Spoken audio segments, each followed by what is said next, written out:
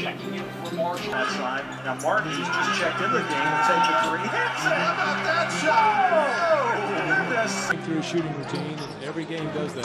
Look at Chris Martin, who has his third, made three of the first half. He looks like you. He is a real star for the Tigers. Leading scorer for the Tigers, Chris Martin is explosive. He can beat you off the bounce, but he's even more dangerous from beyond the arc. 46% from bonus land. USF will need to find him early.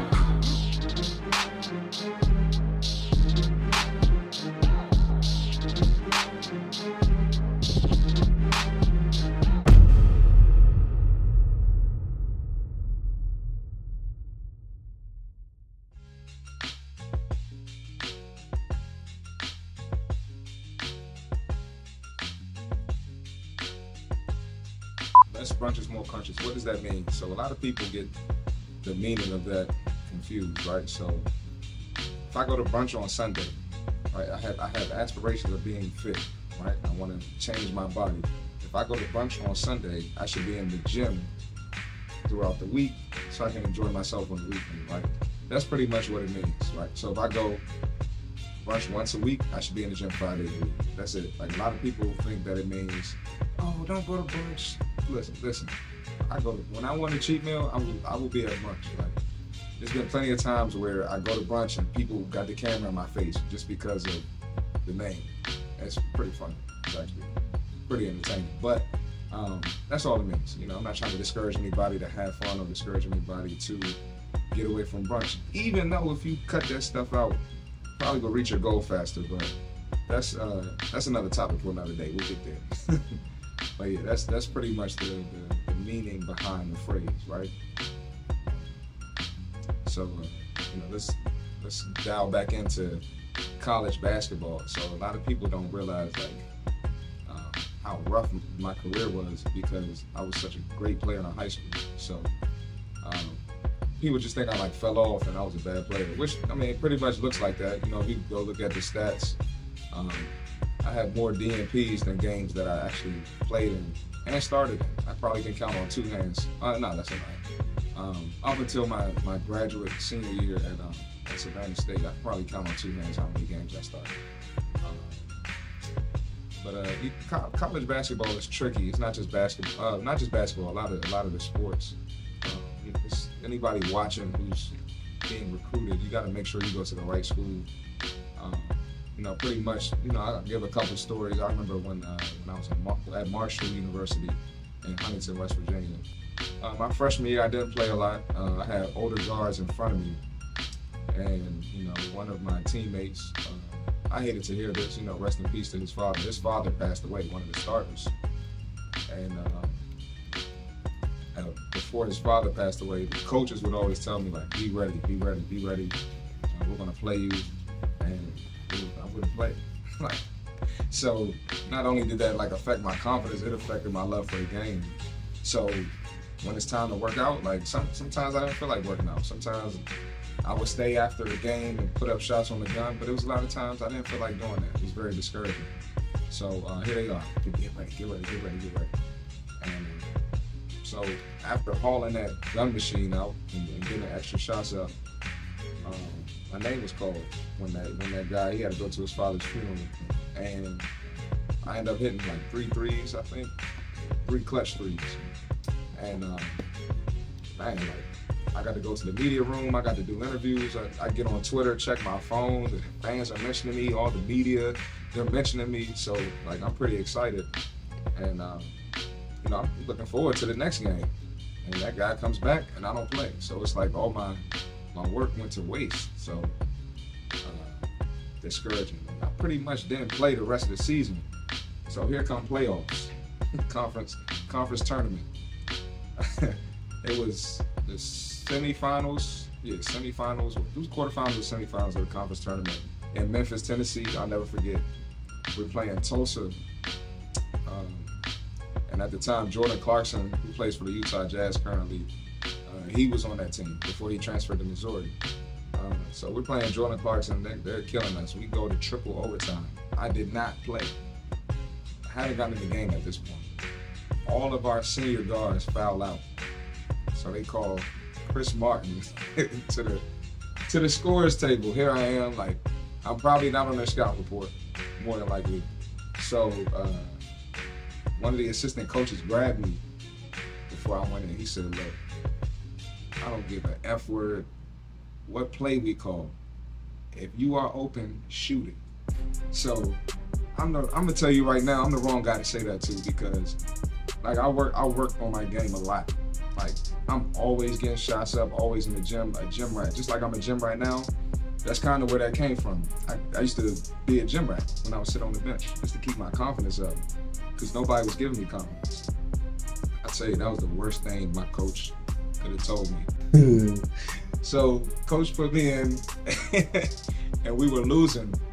And well, they called a play, and I just got it, and my man was sagging off of me, shot it, cash, game winner, game winner. And my coach was so in shock. He didn't have any confidence in me. He was so in shock that instead of celebrating, he held his hands up and shot. This is on national TV, CBS Sports Net. He's in shock. He's not even celebrating with the rest of the team. The whole bench is celebrating. The seniors, all the assistant coaches, managers, all the freshmen. Everybody's celebrating except for him. So we get back to the media room, the press conference. They're asking me questions. And he's still not excited. All he had to say was, "Yeah, that was a bad shot. That wasn't a play we called." It's like, dude, we're going to the championship. Championship. We playing Memphis, Will Barton, and a lot of other NBA pros, Tariq Black, people that went to the NBA. Like, we get a chance to play them on national television, and you worried that I didn't make the shot. I mean, I didn't make the play that you wanted, but whatever. Kind of how college went for me. Even one more story. Like, I transferred to Mount St. Mary's. Some games I would start, some games I didn't play, some games I played 5 minutes. And there were even games where I had 20 plus points against high major teams. And I'll never forget, there was one game, I came off the bench, I had like 20 points in the first half, ended up finishing with like 25. And like the next week, you know, coach benched me for the rest of the season. And my father came to the game that day. Like, it's ironic that you benched me. My dad drives up from Georgia to the game, so that was crazy. Because if you know my dad, you know there's a history of him in DC playing for Georgetown. So that was really a smack in the face. But that didn't really work for me. But I can say that those situations really built my character. That's only two. I could ramble on all day. But those really built my character, and it developed my work ethic, which kind of translate into what I do now with See Marty Fit and Less Brunches, More Punches. If you know, I wake up at 3:30 in the morning to start training, to start my day. And my day is over at 7, 8 o'clock. I do get a break during the day, but my break, I'll eat, nap, and work out. I'm really dedicated to this grind. I'm really serious about it. And, I thank college basketball for getting me there, because it's paying off. That's all I'm gonna say. Like, if you saw the growth, like I said, I started my journey at the front desk. I started working the front desk at Gold's, where I am now. That's kind of where I got my fitness, my love for fitness. And there was a trainer named Rick. He always asked me if I wanted to be a trainer. And I was working the front desk. At the time, I was preparing to go overseas and play basketball. That didn't work out. I'll get into that as well. for my guys trying to go overseas and young ladies. And Rick always asked me to be a trainer. I said no. And finally I said yes, because I got denied on every job interview that I went on with my degree. I got denied every overseas agent contract I tried to get. I got scammed out of money multiple times. I got scammed out of combines. And so, I'm kind of giving up on this basketball thing, looking at how my college career went as well. So I told Rick, yeah, I'll do it. So he got me a certification for $150. And those usually run for, anywhere from $700, $800 to $1,000, depending on what company you go to. I took my test, failed the first time. Forget this training. I ain't training, forget it, it's stupid. Still denied job interviews, nothing's working for overseas, so I'm like, all right, I'm gonna give it a try. This time I actually, applied some effort, and I passed the test, and I started working under my uncle, Tin Man. Shout out Tin Man. And he gave me my first client. Here, take her. You know, this lady was interested in losing weight. And he didn't have to do that because I had no idea what I was doing. I didn't know how to teach people how to eat. I didn't know how to teach people anything. I didn't know about rest breaks. I didn't know about time under tension. There's just a lot of stuff I didn't know, but the best teacher is experience.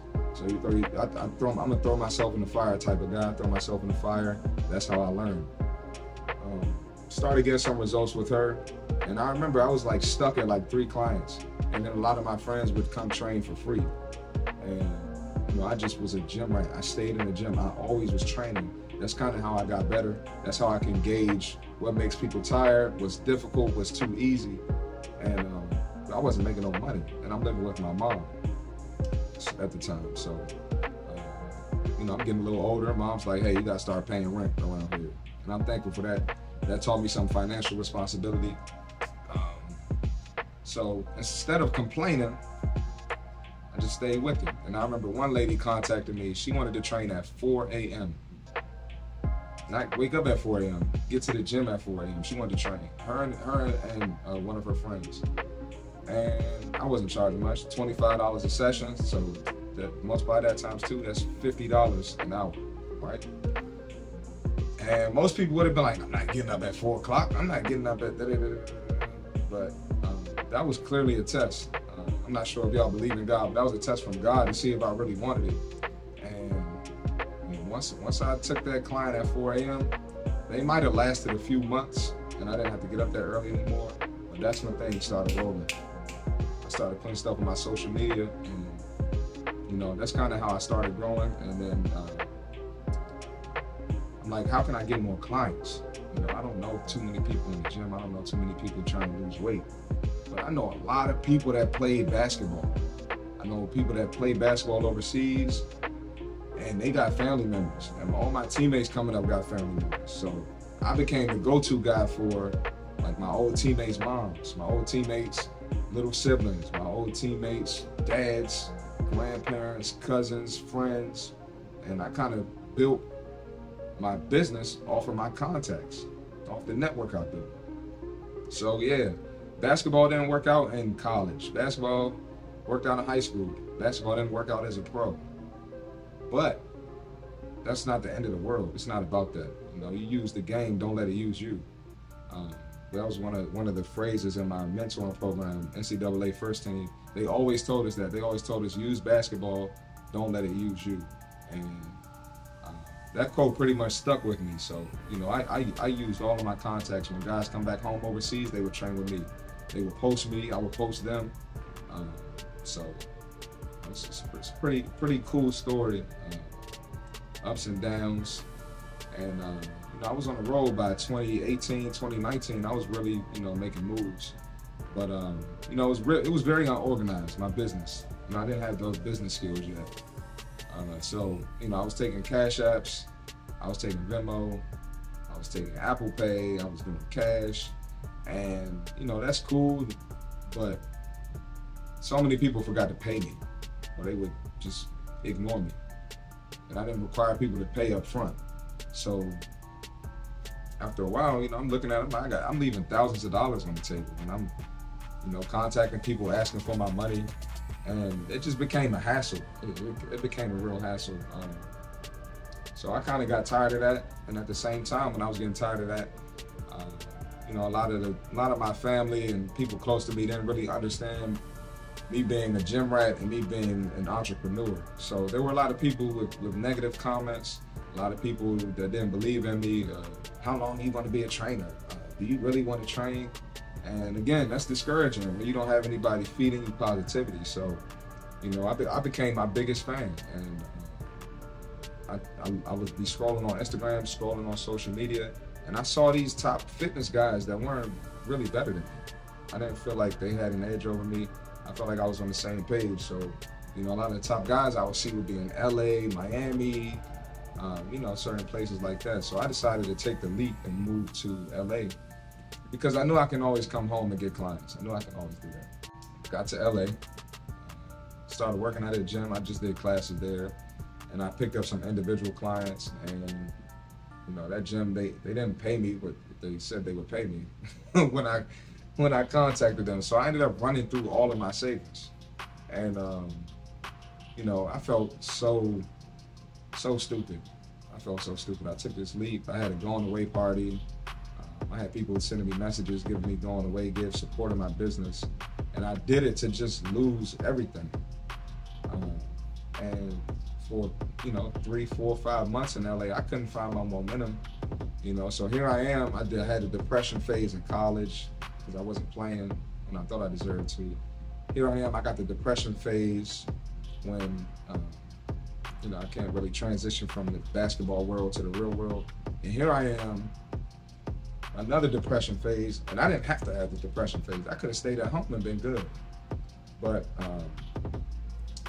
you got to look at, you know, as a man, as anybody, but you know, but me being a man, as a man growing up, you got to figure out how you're gonna get through obstacles. You got to figure out how you're gonna get through stuff. And I got through every obstacle I've ever been through. So I'm like, I'm gonna get through this. You know, I could run back home. People, my family, they were like, you want to come back home? It's okay. You can. How long are you gonna do this? And I'm like, nah, I'm staying out here. Like, I purposely stayed out there because I was gonna get through this. So I started getting some momentum. I started just going out networking, meeting some high-end clients, and things were looking really good. Things were looking really good in LA. And as soon as that happens, what happens? Pandemic. The pandemic happens and I lose all of my clients. I lose everybody.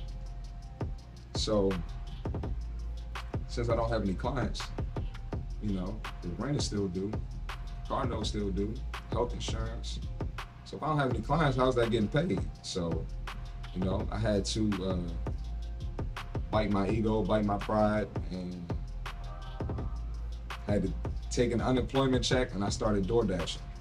So that's what happened. A lot of people don't know that because I didn't post it, but that's how I was surviving. Now, I was still posting fitness content, but for a while, it wasn't as much because, one, I couldn't get in the gym because the gyms were closed in LA for a year, right? Most places, gyms weren't closed for a year. Gyms might have been closed for 2 or 3 months. In LA, they were closed for a year. So here I am. I can't really post content. I can't network, and I'm not making any money. But I'm collecting the unemployment and door dashing, right? So a lot of people, if I told them that, they probably would have laughed at me or, you know, looked at me like, oh yeah, trainers are broke, another broke trainer, these fake entrepreneurs. So, you know, I kind of kept that to myself. And so let's go back down the ladder. We got depression in college. We got depression in the real world. We got depression and when I first moved to LA, and here we go, the biggest depression of my life. After I think it can't get any worse, here we are in the pandemic. So I felt crazy, super low that I never felt in my life because I had no control over it. I can't control the government shutting things down. I don't know when things are going to open. So again, what are you going to do? How are you going to get through this? Again, I started networking, reaching out to people, and I did pick up a few clients. And throughout the rest of the pandemic, I had maybe a steady 3 or 4 clients. So the level of frustration that I reached when when the gyms wouldn't open, I'd be on Instagram going on rants or whatever. And, you know, it would be controversial sometimes, but most people that you know, that made it controversy, they never lost their income the whole pandemic. So a lot of people don't know how that feels. And as a man, the level of frustration that brings. So, you know, I saved some money up and I ended up buying about $3,000 worth of gym equipment. And I put it in my garage. So not only I can train myself, so I can train my clients, the few clients that I had. And the fact that I couldn't really train myself the way I wanted to, and this is what I was accustomed to, I reached a level of mental breakdown. My body wasn't the same. I started picking up weight. I was losing weight. I would get real skinny. Then I would start, you know, trying to do stuff, and I end up getting like 200 pounds, fat boy status. And that's not me, you know. No offense to anybody, 200 pounds.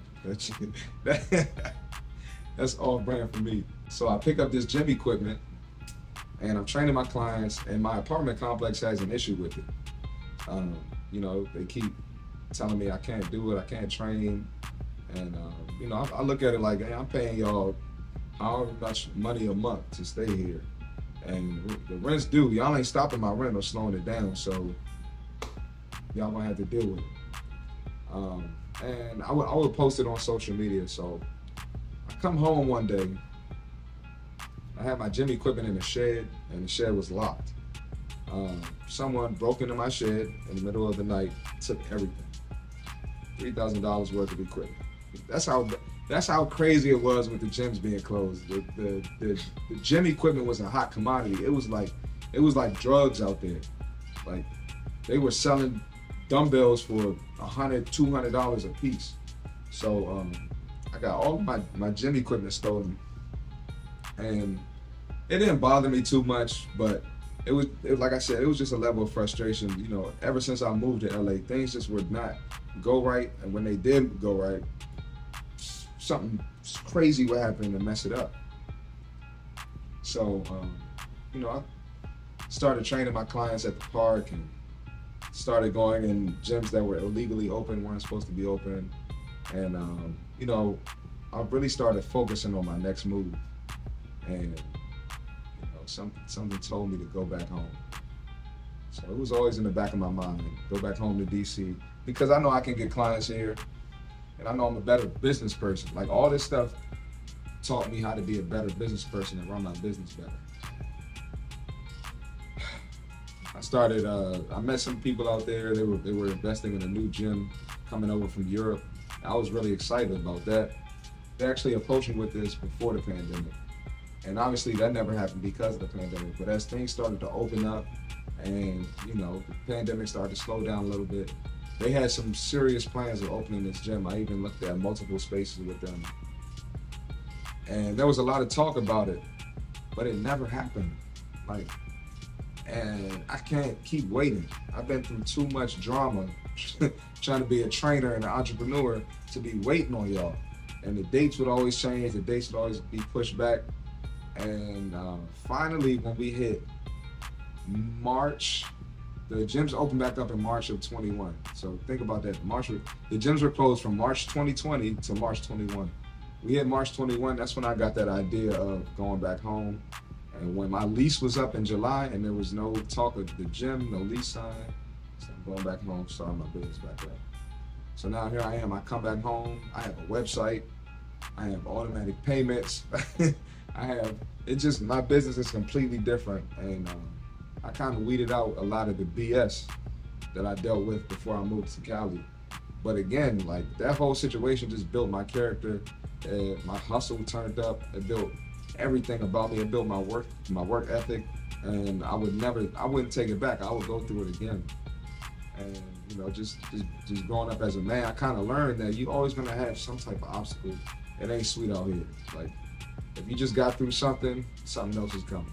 So, to my young entrepreneurs or people, trainers having, young people having aspirations of being a trainer, you just gotta stick with it.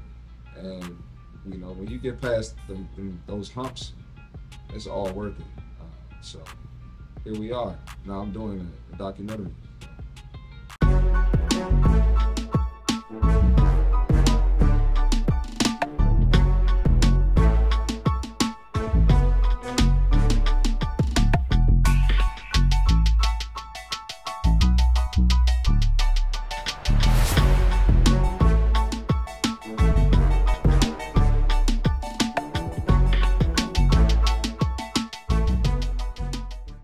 See the real life of a trainer. You're gonna see some uncut things. You're gonna see the real life of an entrepreneur. You're gonna get the real game on this fitness stuff and what it's like.